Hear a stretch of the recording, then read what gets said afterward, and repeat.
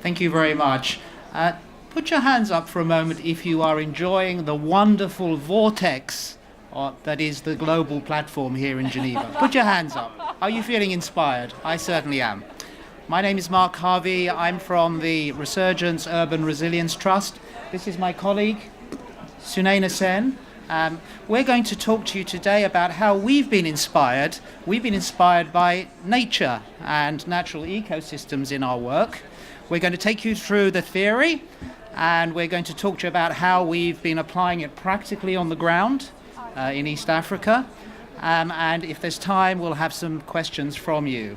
So, we have been thinking about cities and nature and thinking really hard about how information flows in cities, how actually risk information, extreme weather information is used or not used in cities. And our departure point is that theories around a chain of dissemination of information to reach the last mile are totally inadequate. They are totally flawed. And we need to take a systems and a non-linear approach.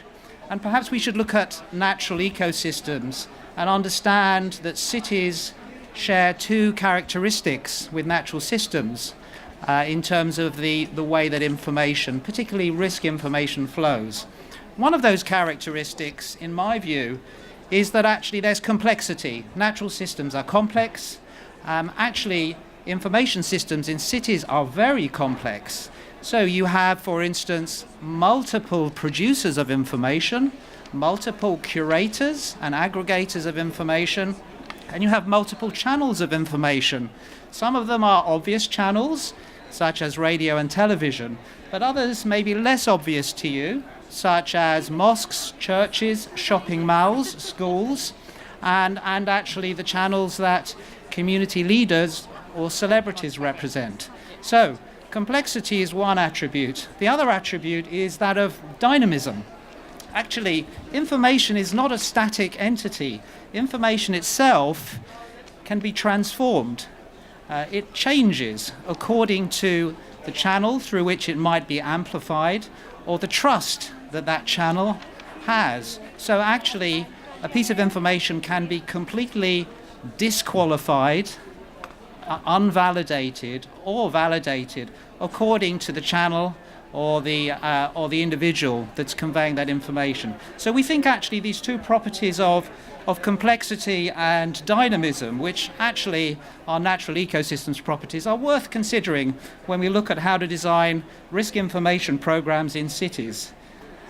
So we have been building on some work that I did in my old organization to create an information ecosystems framework and a mapping tool for cities to use to design climate and weather information services. I'm not going to take you around the whole dial, but I'm just going to flag two or three really important dimensions.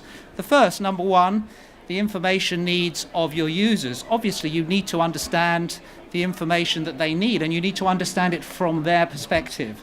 The second is you do need to actually look at the information landscape, another word drawn from nature, and actually what that consists of. And thirdly, I'm just going to shift quickly around to number 8 at the top there. You need to identify the influences, right, that actually, as I say, can either amplify and validate that information or completely undermine it and actually erode that key issue of social trust, dimension 7 there. So these are critical dimensions in actually understanding as you design a climate risk information program. I'm going to now hand over to Sunayana, who's going to talk to you about how we've actually been taking this theory, which sounds very grand and ambitious, and actually applying it on the ground in Nairobi and Dar Salaam over the last 12 months. Sue. All right, thank you, Mark. Okay, so before we go into how information ecosystems mapping was used in our project Daraja, I just want to set the context of our project. So Daraja is a word in Swahili that means bridge, and we are trying to create a bridge between the national Met agencies and residents of urban informal settlements. So Daraja aims to strengthen weather and climate information services, make weather and climate information more actionable, which will in turn enable residents of urban informal settlements to be more resilient. And how are we doing this? We are co-designing weather and climate information services along with the National Met Agency and the residents. We're doing this at a settlement level as well as a citywide scale. And finally, we are creating feedback loops between residents and National Met Agencies. Now, apart from National Met Agencies and residents, there are other very important actors in the ecosystem, like NGOs and community-based organizations, local authorities, mainstream media and digital media, and also other social actors. Now, let's go into how information ecosystems mapping was used in Daraja. For this, I will use the example of Nairobi. We work in an informal settlement in Nairobi called Kibera. So this data comes from Kibera. Right, so through numerous household surveys, key informant interviews, and focus group discussions, we found that 55% of the residents are able to access weather and climate information, and typically they access this through radio, television, and mobile phones. Now, of these 55%, 74% people are able to use weather and climate information, and primarily they use it to plan their work, plan their travel, and clean drains. Now, there are many factors that go into this, of course, but we won't be going into it in detail at the moment. But what I want to flag is we looked further into what influences use. That is, what makes people use the information that they're actually accessing. Now, in an ideal scenario, we want all residents to be able to access weather and climate information easily. And we want all residents to be able to take preparatory actions using this information. But what makes this information usable are actually factors around understandability. Many factors constitute this section, understand, but the top three factors that came up time and again in our data were issues around understandable language. Now, when I say language, I mean, yes, language that is, are we using English? Are we using other languages? Are we using a language that they speak in as a primary language? But I also mean the terminology that's used in this information. A lot of our respondents, a lot of the residents said, these forecasts use terms that I just don't understand. They're far too complex or technical, and it just does not tell me what impact this weather is going to have on my life, on my work, or in the upcoming rainy season. So the first issue was around having more understandable language.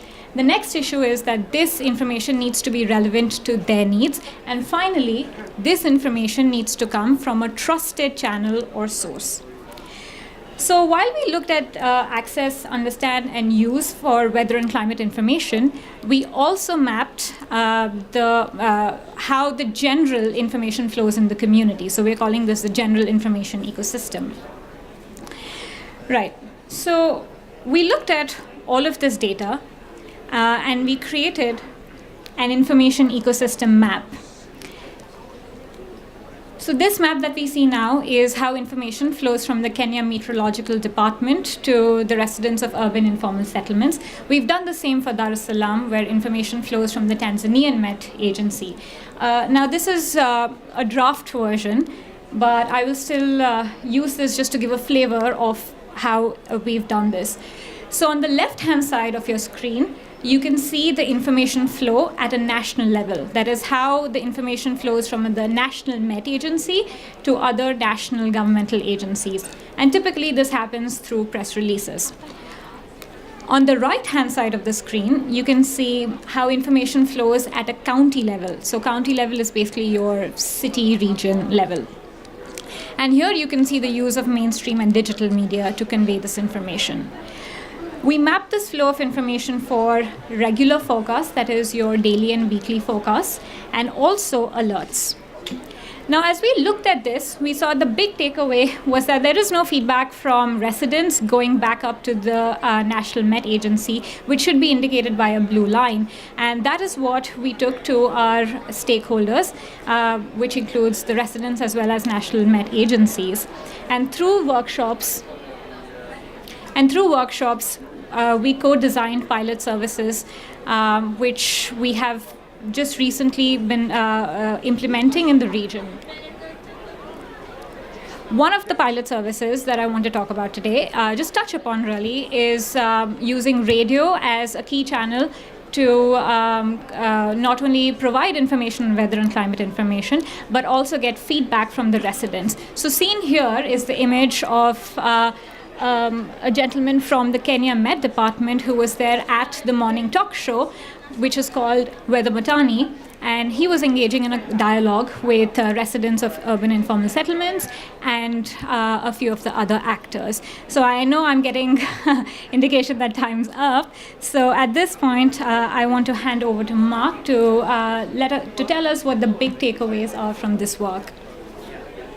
Thank you, Sunayana.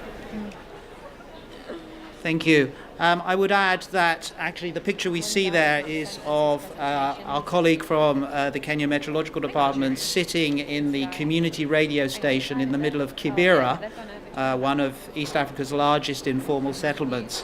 So he and his colleagues have been shuttling in and out of Kibera over the last 3 months, talking to the community, getting feedback on the daily weather forecasts. And it's that iterative approach of building this localized system between the National Weather Agency and the communities and key channels and actors, such as the community radio station Pamoja FM, that's key. So what have we actually learned from all of this? Well, we think that we have actually helped to create that city-level system inspired by the dynamics and complexity of natural ecosystems. Now, we all know, I hope, that if we protect natural ecosystems, they will protect us.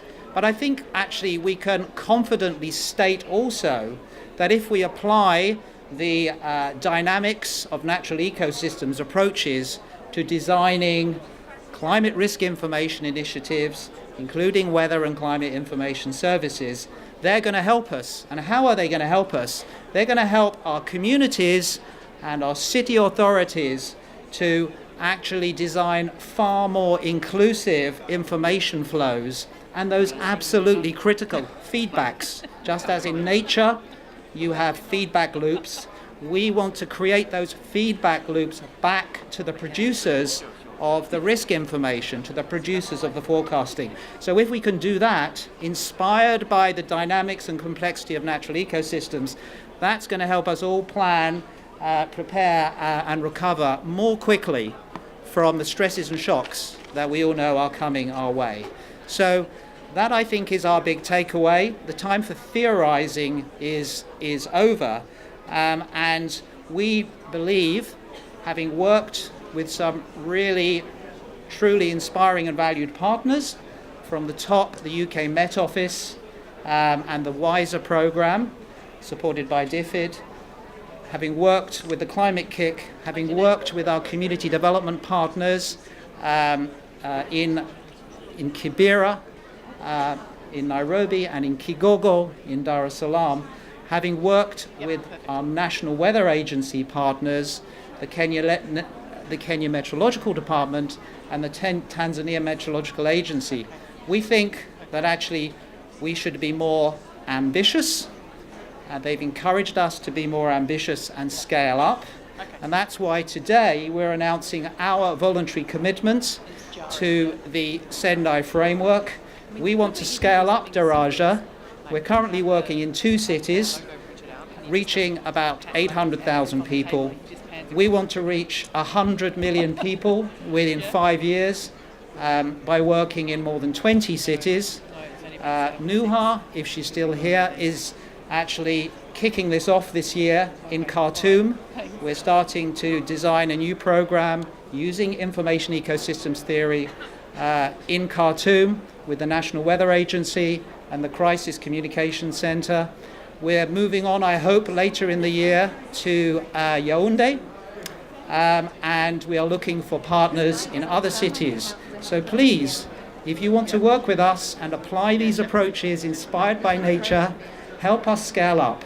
The time for theorizing and the time for timidity is over. Thank you very much.